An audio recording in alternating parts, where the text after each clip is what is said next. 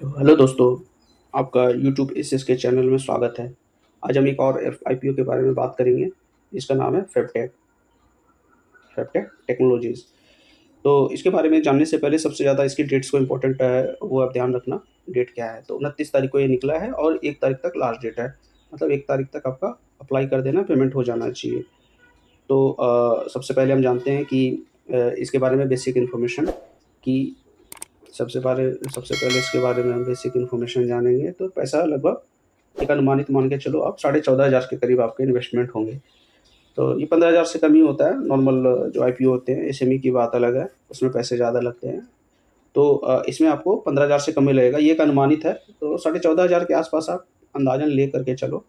तो आईपीओ की डेट क्या है? आईपीओ की डेट है 29 को ये खुला है, मतलब ओपन हुआ है, और 1 तारीख को, जैसा भी बताया था, 1 तारीख को ये क्लोज हो जाएगा। इसकी अलॉटमेंट की डेट क्या है? 3 तारीख को अलॉटमेंट, बेसिक अलॉटमेंट इन्फॉर्मेशन आपको आ ही जाएगी। अगर नहीं निकले तो 6 तारीख को पैसे वापस आ जाएँगे आपके।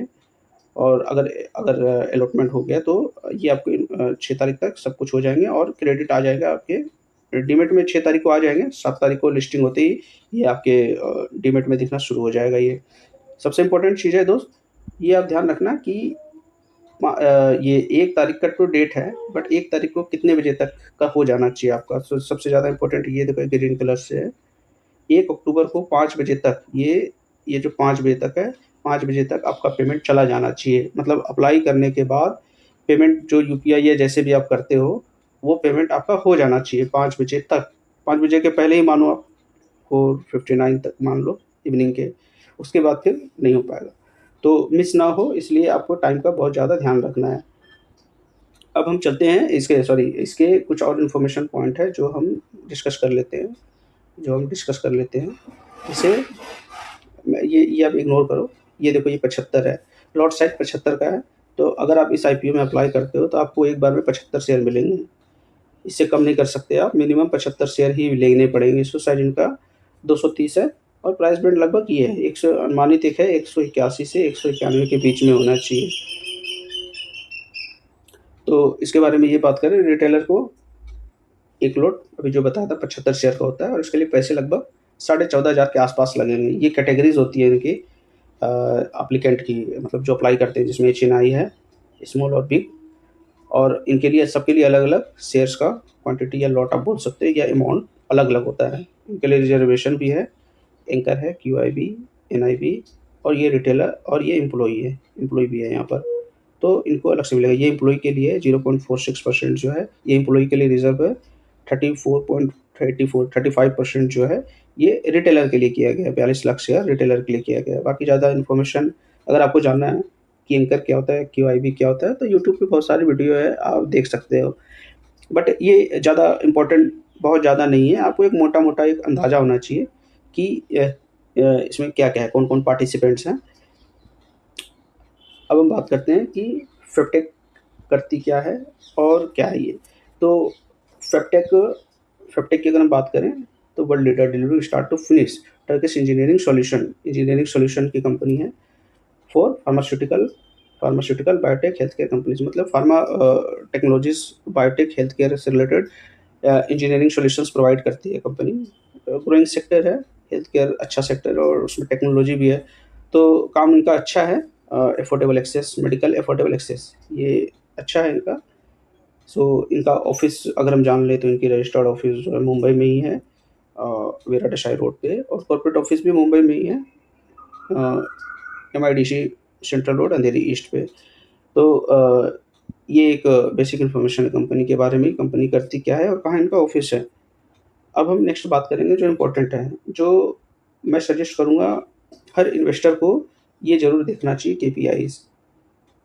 इसके देखे बिना कोई भी डिसीजन, जजमेंट नहीं लिया जा सकता है कि शेयर खरीदने हैं या नहीं खरीदने हैं, आईपीओ अप्लाई करना है, नहीं करना है, क्योंकि ये बहुत ही इम्पोर्टेंट है। कोई भी शेयर्स खरीदने से पहले ये ज़रूर देख लें आप, आरओई क्या है कंपनी, किसी भी कंपनी का ROE, return on equity, shares पर कमाई क्या है, लगभग 30.5% है। ROC, return on capital employed, जितना कंपनी ने पैसा लगाया है उस पर कमाई कितना है, तो लगभग 24.5% है।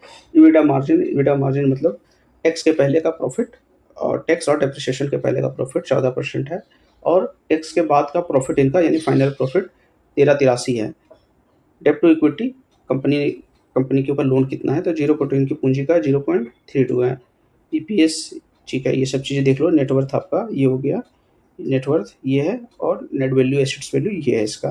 तो ठीक है, एक मोटा मोटा एक आइडिया लग जाता है इससे कि कंपनी की फाइनेंशियल कंडीशन क्या है, और फाइनेंशियल कंडीशन अच्छी है तो इसका मतलब ये आप समझ सकते हो कि कंपनी अच्छे से चल रही है, ऑपरेट कर रही है। अब हम नेक्स्ट इनका पी&एल, अगर अगर आप ज़्यादा डिटेल्ड में जाना चाहो तो इनका पी&एल देख लो आप, काफ़ी डिटेल्ड में मिल जाएगा नंबर वाइज। तो ये इनका इनकम है ईयर वाइज। इस साल 25 का इनका 33,594 है, सेल करोड़ में ये नंबर।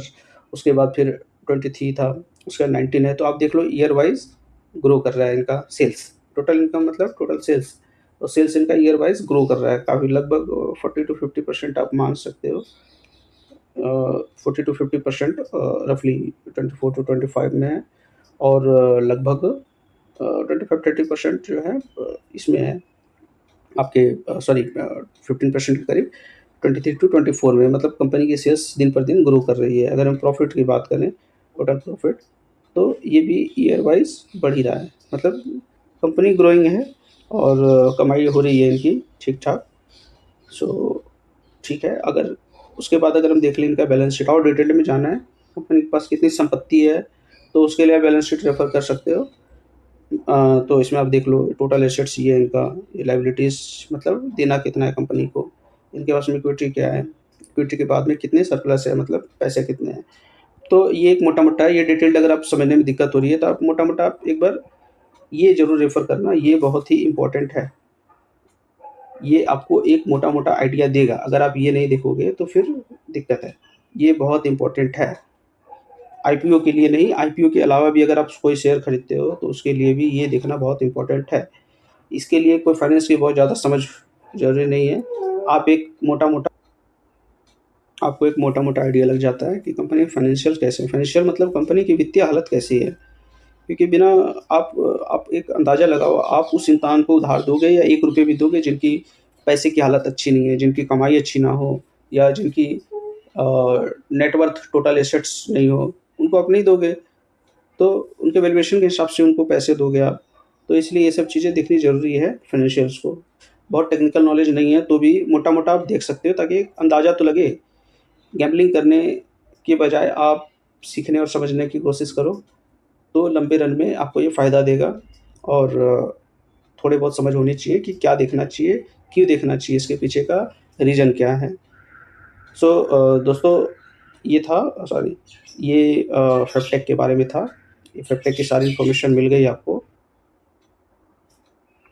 तो ये फेबटेक टेक्नोलॉजीज़ आईपीओ के बारे में सारी डिटेल्ड इन्फॉर्मेशन था, जो मैंने अपनी समझ से एक प्रेजेंटेशन में दिखाया आपको, ताकि आपको डिसीजन लेने में सहूलियत हो सके कि इस आईपीओ में अप्लाई करना है, नहीं करना है। फाइनल डिसीजन आपका रहेगा, बट मैं एक सहयोग कर सकता हूँ ताकि आपके डिसीजन में दिक्कत ना हो। अब हम बात करते हैं सबसे ज़रूरी चीज़ कि इसका मार्केट का प्रीमियम क्या हो सकता है अनुमानित, गारंटी कुछ भी नहीं है। कहीं भी शेयर मार्केट में खासकर कोई गारंटी नहीं है, पूरा रिस्क का मार्केट होता है ये, पैसे डूब भी सकते हैं। इसलिए बहुत सावधानी रखनी है, बहुत सोच समझ करके पैसे लगाने हैं शेयर मार्केट में, इक्विटीज़ में।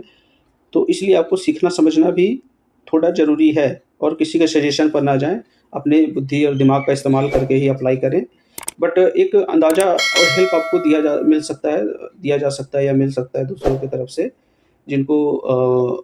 जिनको आप यूज़ करके और पैसे बना सकते हैं। बट फाइनल डिसीज़न आपका रहता है, और रिस्क भी आपका है, प्रॉफ़िट भी आपका है। सो अगर हम प्रीमियम की बात करें तो इसका प्रीमियम का एक अनुमान मोटा-मोटी 17% से लेके 22% तक है। तो प्रोबेबिलिटी ऐसा लग रहा है, पर्सनली मुझे भी लग रहा है कि 17 से 22% का एक अनुमानित प्रीमियम हो सकता है। मतलब मतलब तो अनुमानित 17 से 22% का इसका प्रीमियम लिस्टिंग हो सकता है, बट गारंटी कुछ भी नहीं है। ये फाइनल कॉल आपका है, और एक अनुमानित एक अंदाज़ा लगाया जाता है कि कितना परसेंट प्रीमियम पे हो सकता है या कितनी कमाई हो सकती है। नुकसान भी हो सकता है,